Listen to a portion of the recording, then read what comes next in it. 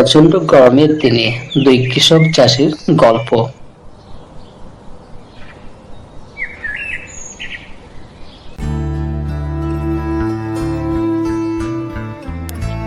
এখন আমুদা, এত প্রচন্ড গরম, আর তুমি দেখছি সকাল থেকে শুধু মাঠে কাজের কাজ নিয়ে পড়ে আছো। হ্যাঁ গো দাদা, তুমি ঠিক বলছো। আসো এখানে গাছতলা একটু বসি, ওই ঠান্ডা হাওয়াতে একটু আরাম করে আসো।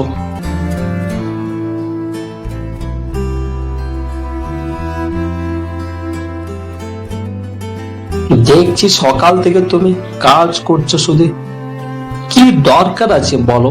এত প্রচন্ড গরম, বাড়িতে তো ঠিক মতো থাকা যাচ্ছে না, তারপরে এত গরমের মধ্যে তুমি মাঠে কাজ করছো, তুই মরবি নাকি গো?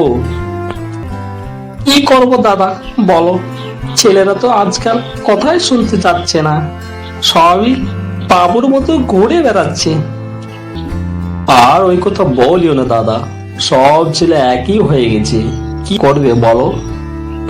কিন্তু তোমার তো সম্বল রয়েছে গো, 10টা লোকে কাজ করার মতো তোমার সব কিছু আছে, তুমি একা এসব কাজ করছো কেন? 5জন লোককে নিয়ে মাঠে কাজগুলো সেরে নাও। এত গরমের মধ্যে হঠাৎ যদি তোমার একটা কোনো বড় অসুখ হয়ে যায়, তাহলে তো কত টাকা খরচা হবে না? সেটা না করে 5টা লোককে খাটাও না, তাদের একটা উপকার হবে। তার 5টা লোক খাটলে সে 5টা পরিবারের উপকার হবে গো। এত গরম, কথাটা তো আপনি ঠিকই বলছেন দাদা, কিন্তু কিন্তু কিন্তু করিও না। এত কিপটামি তুমি করছো কেন আমি জানি না। বড় টাকা আজ আগামীকাল থাকবে, কিন্তু মরে গেলে তো দাদা টাকা আমাদের সঙ্গে যাবে না। কথাটা তো দাদা আপনি ঠিক বলছেন, আপনার কোথাও ফেলে দেওয়ার মতো নয়, কিন্তু বাড়িতে আমার গিন্নিকে আমি বুঝে উঠতে পারছি না দাদা। সে সবসময় বলে লোককে এসব টাকা না দিয়ে নিজে আমরা সেসব টাকা খরচা করব।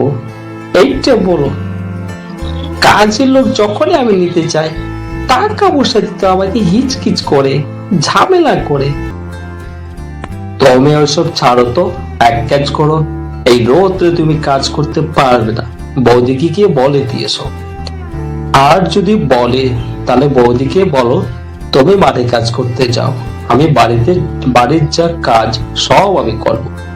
তখন বৌদি বুঝতে পারবে কত ধানে কত চাল হয়। ঠিক আছে দাদা, আজ থেকে না এটাই করব। ঠিক বলছেন আপনি।